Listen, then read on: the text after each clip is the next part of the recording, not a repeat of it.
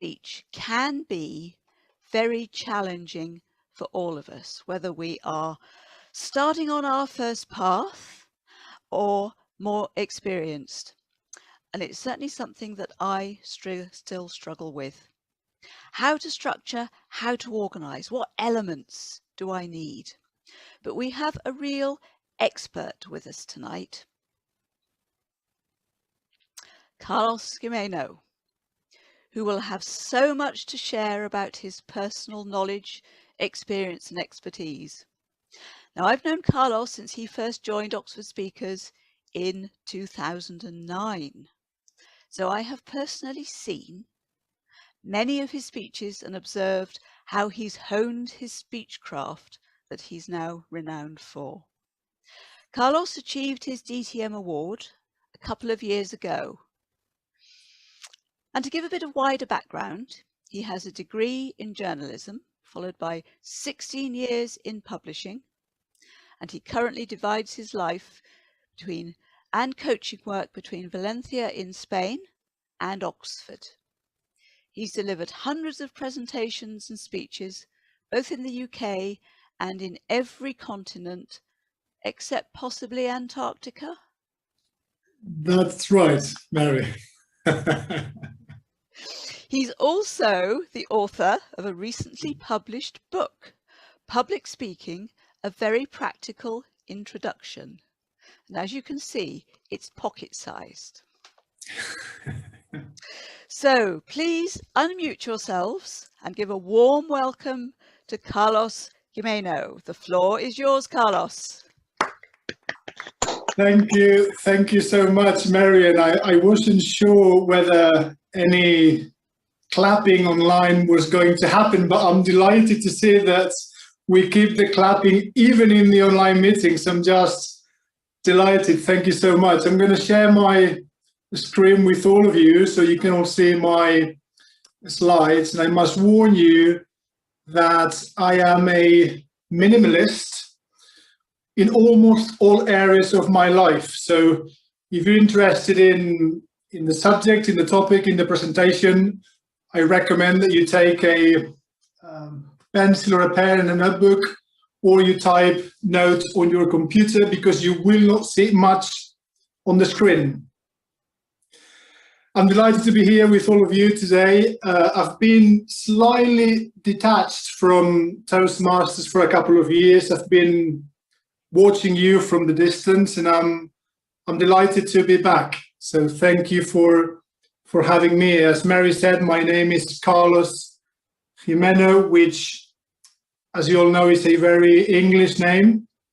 And I'm here to present one of my mini webinars on public speaking and on something I'm very passionate about, which is going back to basics.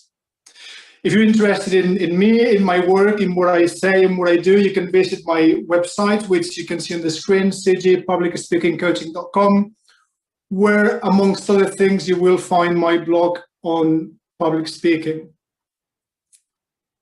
And before I begin my Speechcraft mini webinar properly, I'd like to say a couple of thank yous, because gratitude and gratefulness are values I live by, and I think it's important sometimes to stop and say thank you. And I'd like to say thank you to Toastmasters for everything I've learned and for everything I've experienced. Thank you to all of you for being here today, and thank you to Mary for being a role model, for being a friend, for inviting me to be here today, and for creating witness speakers in record time, as well as supporting the other 3 Oxford clubs. Well done, Mary, and thank you very much. I often say that public speaking begins with writing. And not all of you may think about public speaking in this way. When you prepare a speech, not all of you may begin with a pen and a piece of paper. If you don't, I strongly recommend that you do in the context of crafting your speech and organizing your speech. Writing will provide you with the right ideas. It will provide you with the right structure. It will provide you with an opportunity to do editing in a meaningful, useful way. And it will allow you to see the speech in full. Many of us in the past have launched ourselves straight into a PowerPoint presentation or into a bunch of cards to write down a few bullet points. My advice is that before you begin even rehearsing your speech or trying to organize your ideas, you get a pen and a piece of paper and you begin writing down your thoughts. But more than writing, preparing your speech is about storyboarding. And some of you may have come across this concept, this idea before, but preparing a successful speech, organizing a successful speech requires you to picture the story in your head, to draw the story on paper. I'm not sure if all of you are familiar with the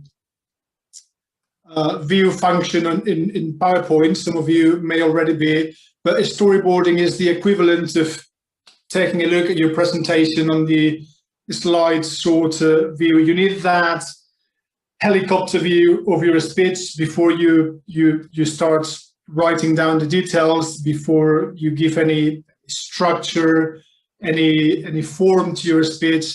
And if you're working on PowerPoint, the slide sort of view can be quite useful. So writing and storyboarding are two key initial steps to get you started. It's that overall view, that helicopter view, that overall view that you need before you write the full story, the full script, the full speech. Some even go as far as to say that you need to begin your speech by the end. Let me explain. When you're planning your holidays, when you're planning a trip, what do you do first? You pick a destination, don't you? I'm going to Greece, or I'm going to the States, or I'm going to Valencia in Spain. Beginning by the end, beginning with the end of your speech, is like selecting your holiday destination. This is where I'm going. This is the final point. This is where I'm taking my audience with me. And then you work your way back to the beginning of the speech once you know where you're going. So it's like picking the destination first. This is the end of the speech. And then booking the hotel, buying a map, booking the flight, and getting a taxi from your home to the airport. So beginning from the end and back to the beginning. I don't do that myself because it doesn't work for me, but it's an idea I wanted to share with you today, just so you try it and you practice with it and see how it works for you. But whether it works for you or whether it doesn't, the concept of writing before you speak, writing before you rehearse, and storyboarding are key concepts for anyone in Toastmasters, anyone preparing a presentation or a speech, or anyone wanting to improve their public speaking skills. And in my 12 years with Toastmasters, I've developed my rules, my public speaking rules, because they give me focus, they give me guidance, they give me comfort, and they give me confidence. And the first of those rules is what I call the less is more rule. And before I carry on, I forgot to mention that if you want to ask any questions, make any comments, make any observations, please do interrupt me at any time. Unmute yourself and do fire away and ask me any questions. But going back to the less is more rule, most of us in this call today, not all of us, but most of us in this call today have been educated in the West. In the UK, in Europe, or in the States. And that means that we've followed an education model that tells us that the more you say when you speak, or the more you write when you write, the better. Because if you don't say many things and if you don't write many things, you're not competent or knowledgeable enough. And that's how we've learned. I'm very interested, however, in the Eastern model of education, in places like Japan and China and the rest of Asia, where the opposite is true. Children are taught that silence is good, minimalism is good, and the less you say and the less you write, the more focused, the more accurate, the more concise you are, the more successful and efficient you can be with your communication. It is fundamental that you pick the one thing your speech is about. Having been in Toastmasters for 12 years, I've seen countless speeches where the speaker was trying to tell us 6, 10, 15, 25 things in 7 minutes. It doesn't work. It doesn't work. Your audience is confused, your audience is breathless, and your audience is overwhelmed. When you begin that process of writing and storyboarding your speech, pick the one message, the one call to action that you really want your audience to take away with them, and then build your speech around that idea, that concept, that message, that story. And remember, hopefully you will be giving many speeches in your Toastmasters life and beyond. You don't have to say everything in one speech in 7 minutes. Pick one topic, pick one thing you're interested in, focus on it, and you will tell us about the other topics you have, the other ideas you have in future speeches. When it comes to public speaking, in Toastmasters or elsewhere, minimalism is the path to success. Be concise, be precise. In public speaking, less is always more. I'm going to make a book recommendation at this point, which is not a book recommendation on public speaking, but is related to the idea of focus and saying less and doing less and focusing on one thing to become more successful. The book is, surprise, surprise, The One Thing. If you Google it, it will come up. It's written by 2 American businessmen. It's a book for public speaking. It's a book for business. It's a book for life. And it emphasizes this concept of pick one thing, become successful at it, and then move on to the next. And that principle applies to public speaking as strongly. The second of my rules, which is not mine, this is an old rule, but I've made it my own, is what I call the 1, 2, 3 rule. Any guesses as to what this means? Anyone? Feel free to unmute yourselves and have a go. Any ideas? Mary, you cannot say. Is it beginning? Any thoughts or any ideas? Sorry, Beck. Is it beginning, middle, and end? Well, yes, it is. And any ideas why the 2 is bigger and fatter? Just because it takes you longer? That's one reason. Well done, Beck. The 1, 2, 3 rule is indeed one of the simplest rules on public speaking, but one that we often, unfortunately, forget. When we begin preparing speeches and we come up with an idea, we are so excited about developing the speech and communicating that we forget that our audience needs structure, that we need a structure, that our speech needs a structure. And the simplest and the best is the 1, 2, 3 rule, which indeed means you have to have an introduction, number 1, you have to have a body, and a conclusion. And within the conclusion, it is fundamental that you have a call to action. Let me explain in greater detail. Number 1 is about saying who you are. saying what you're going to speak about, but also placing yourself and your topic in a wider context. You mustn't make any assumptions about who your audience is, where they come from, or how much they know about you in your speech. Don't take anything for granted. If you're giving a speech, it doesn't matter how familiar you are with club members. Introduce yourself, say what your topic is, and try and put that topic in context. And when you put your topic in context, it is important to say why this is so important, why your topic is relevant to that audience. If you don't make clear why this is relevant to your audience, they will switch off. And my presentation today is incredibly relevant to all of you, because without it, your speeches won't be as good as they could be. So number one, intro, context, your why. I said earlier that you have to pick one topic, one idea, one message. And some colleagues in the past have said to me, well, Carlos, that's all very well, but if I only speak about one thing, my speech will be 2 minutes long or 3 minutes long. If I am expected to speak for 5 or 7 or 15 or 60 minutes, I will need to say more than one thing.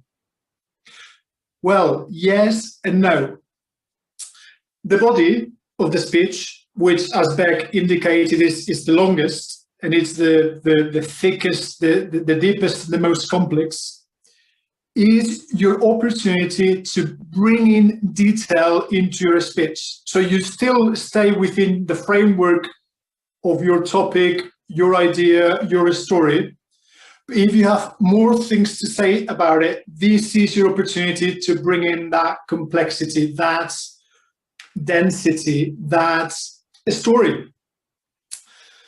But if you have more than 3 things to say about your topic, I recommend that you group them into categories or stories. I always recommend to apply the 1, 2, 3 rule to the body of the speech itself. So if you have more than 3 things to say, you group them into categories and you have a maximum of 3. And if those 3 categories are stories, even better. But I don't want to go into too much detail today. The idea here is that number 2 is the body of your speech, is in a 5 to 7 speeches, roughly 3.5 minutes, 4 max. And it's your opportunity to bring a storytelling and bring detail. And finally, and this is crucial, conclusions. How many speeches have you seen in Toastmasters where the speaker finishes the body and goes, "Thank you very much, Mr. Toastmaster." No ending, no conclusion, no exit strategy, no indication that the speech is coming to an end. You need to gradually move away from number 2 and the complexity and the story to the farewell, the goodbye, the thank you for listening, the moral of the story, the call to action. And the conclusion will always be your opportunity to say, this is the end, in any way you choose to say it. And this is what I want you, the audience, to do afterwards, to do tomorrow, to do next week. If you give a speech and it's an award-winning speech and it's wonderful and everyone likes it, but you don't have a call to action, you've wasted your time and you've wasted your audience's time, because there is no lesson, there is no change, there is no transformation, there is no learning. That conclusion needs to have a call to action. And this 1, 2, 3 rule, however basic may sound, is going to give you a structure, a model that will help you create it, and even more, will help you deliver it. Your audience doesn't need to be aware of the structure, you do.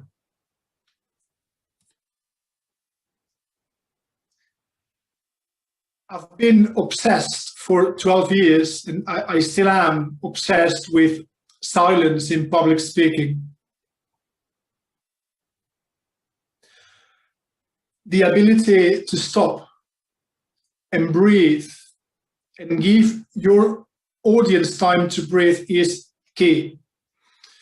But in the context of organizing a speech and delivering a speech in a way that makes sense and that is easy for the speaker and the audience, the key here is going back to that concept of writing and storyboarding. The key here is to be able to mark physically, literally, the silences in your physical copy of the speech. So you're writing your speech on a piece of paper or on PowerPoint, and you need to discipline yourself to make a decision as to where in the speech you plan to stop when you deliver.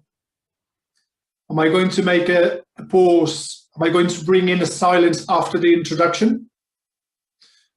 Am I going to make a pause or a silence when I say something really important in the body of the speech? Or am I going to bring silence just before the conclusion, before I close? This may not sound important, but it's key to provide your speech with a structure, with impact, and with a flow that allows you to speak and allows your audience to listen. And I'm saying this because, having watched so many speeches over the years, I've seen many speakers struggling to bring flow to the speech precisely because there were no silences, no pauses.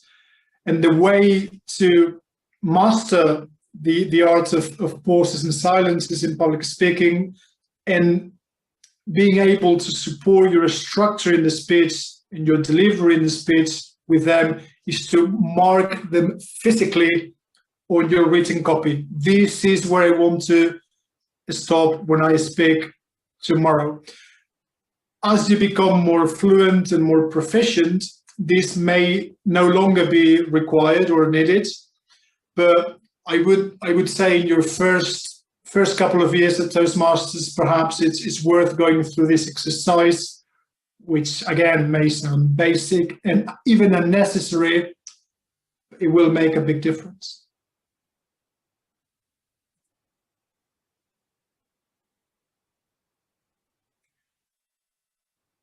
Does this word exist in the English dictionary? Any guesses?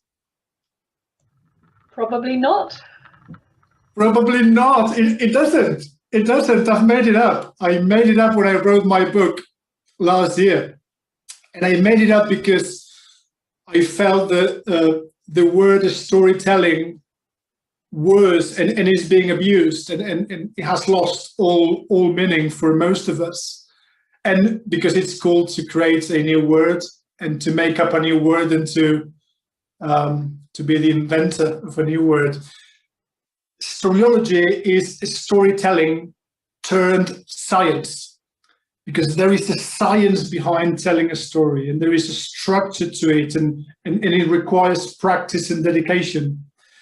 And telling a story in a scientific, disciplined, structured way is something you need to do to be a successful public speaker. And it's something you need to do to bring that number two you saw earlier, the strength, the consistency, the robustness that it needs to become a successful speech. So you followed Chinese and Japanese principles of minimalism and you pick one message, one concept. Then you apply the 1, 2, 3 structure through an exercise of writing and storyboarding, whether it's with a pen or on PowerPoint. And then you need to bring into that number 2 a story, because nobody likes to hear facts and figures. We are designed as humans to listen to stories. That's how we engage. That's how we connect. That's how we remember. And that's how we learn. And to build a successful story, you need how many things? Does anyone know? How many elements do you need to build to create a successful story? What are they? Any guesses?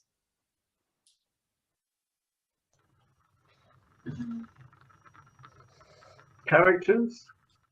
Who was that? Sorry, Ijaz? Don. Don. Yes, characters. Absolutely. Yes, spot on. What else? Struggle. Ijaz. Hi, Carlos. Nice to see you. Struggle. A struggle or conflicts or a problem. Indeed. Well done. Laura, you wanted to say something, I think. I was going to say conflict, but I'm going to go with resolution. Yes. You're incredible. You're all so advanced. You need characters, obviously. I wouldn't recommend more than 2 or 3 for a Toastmasters speech. If you're in a TED talk or if you're in a political rally and you've got 60 minutes, then you can increase the number of characters. But for a Toastmasters speech, and then for the sake of simplicity, I would limit it to 2 or 3 characters. You need a conflict or a problem. Every song, every speech, every film, every book you have ever read, seen, listened to, all of them present a problem, a dilemma, a conflict, something that makes us slightly worried or uncomfortable. And the beauty of songs and films and books is that eventually they bring us to the conflict resolution. So you've got characters, you've got a conflict that hopefully eventually will be solved through conflict resolution, and there is one missing element. Anybody knows what that is? You have to set the scene. Was that Shakiva? Yeah. Close. I like the concept of setting the scene, which I compare to providing context. And that's something you can do either in the introduction of the speech or at the beginning of number 2, at the beginning of the body. You need to put that story into context. And in that scene setting exercise, you will introduce the characters. So I like that, Shakiba, but that's not what it was after. It's something else. Yes.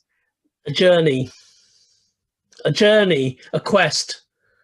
Close. That's part of the conflict and the conflict resolution journey, but not quite. But good try. Anybody else? Emotion.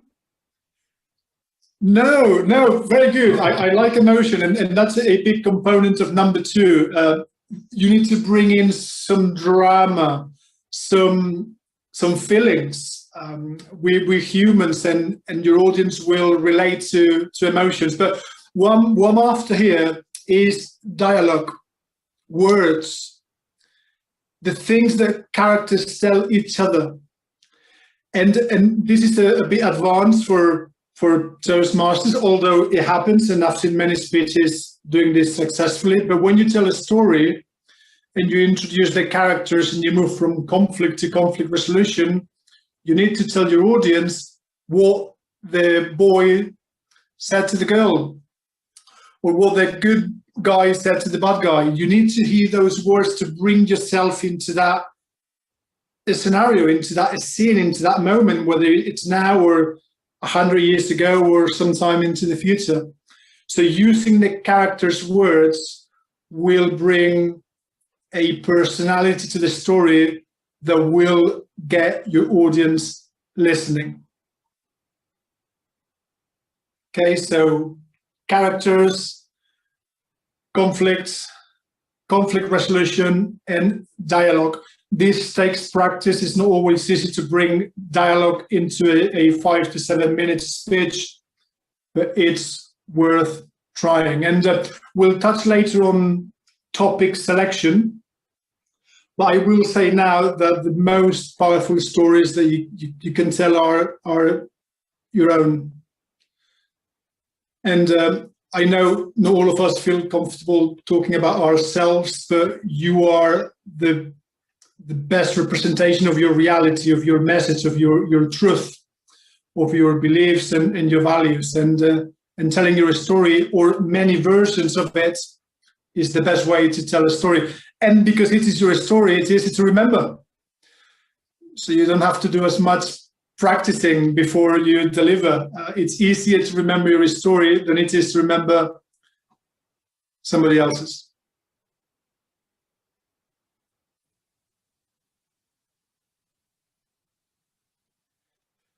Okay, so I said that I developed my own rule book during my time at Toastmasters. So we've got the less is more rule, the 1, 2, 3 rule, and now I bring to all of you exclusively today the PPP rule. What it is, what does it mean?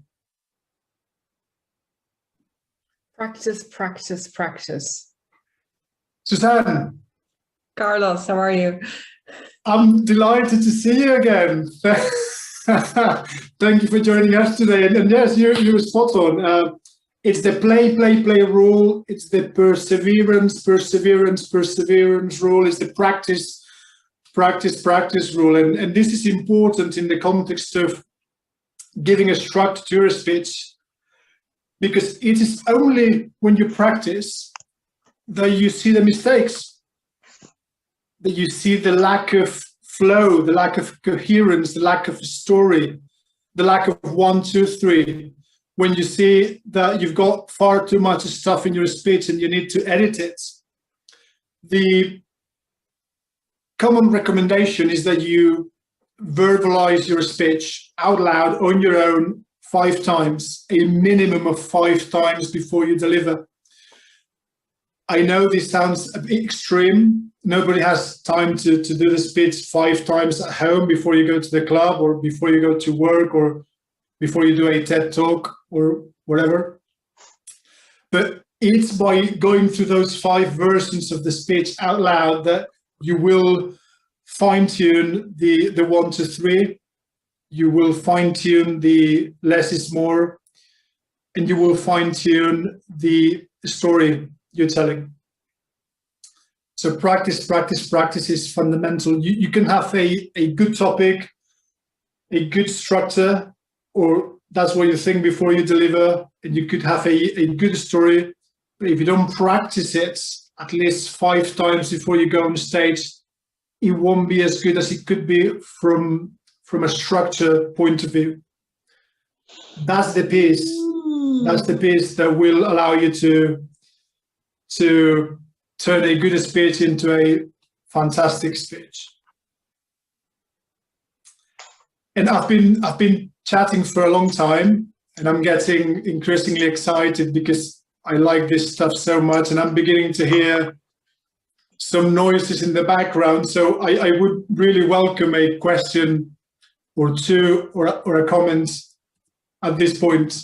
Any thoughts, comments, questions, ideas so far? Anyone? I know you all like chatting, so go for it. Have you ever frozen, Carlos? Yes. Hi, Veronica. It's great to see you. What a nice surprise. What a universal surprise. I'm very impressed with your background. You really caught my attention. I've frozen twice in Toastmasters, and I've frozen once or twice in the corporate world. I completely forgot what I was about to say next. Is that if that's what you mean, Veronica? And that can happen. And our brains are very powerful, but are difficult to predict sometimes. And that's why I always recommend to have a safety net with you that could be in the form of a copy of your speech in your pockets, or a copy of your speech by the lectern in front of you, which I don't recommend you use as a script, but as a safety net in the case of a crisis, of an emergency. So that's one thing. It can happen, Veronica. You can freeze and forget. Have a copy of your speech with you just in case, but probably, and I'd like to go a bit deeper into this, probably I forgot and I froze because my story wasn't good enough. And because my 1, 2, 3 wasn't well defined enough. and because I was trying to say too many things and I didn't apply the less is more rule, and because I didn't practice it enough. So yes, it can happen, but it has happened to me, and I think it did because I didn't apply all the rules that I now know. Okay. Thank you. You're welcome. You're welcome. Any other comments or questions, anybody? Can I ask a beginner's question? Yeah. No beginner's question, Jenny. Good questions. Go for it. I guess there's that moment which is a bit like when you're the bride and you suddenly walk into the room and everybody looks at you and suddenly all the air goes out of your lungs. How do you prepare to start strong and get through that moment? What is the trick? There are 2 or 3 things that you could do, and I will say that aura of that feeling of gravitas and confidence, irrespective of what happens around you, will come in time with practice. It took me 12 years. Mm-hmm. But there are 2 or 3 things you can do. One of them, Jenny, is to breathe before you go on stage. I'm gonna let you in on a secret. Nobody knows this. Nobody knows this. Not even my daughters. Every time I had to give a speech at Oxford Speakers, I went into the bathroom on my own to do breathing exercises because I was nervous and I was stressed and I wanted to do a good job. So I went into the bathroom to do breathing exercises, and that helped me relax when I got on a stage and everyone was looking at me, Jenny. So that's one thing. Try with breathing exercises. The other thing you could do, and this applies to your career, to your life as much as it does to public speaking, is visualize.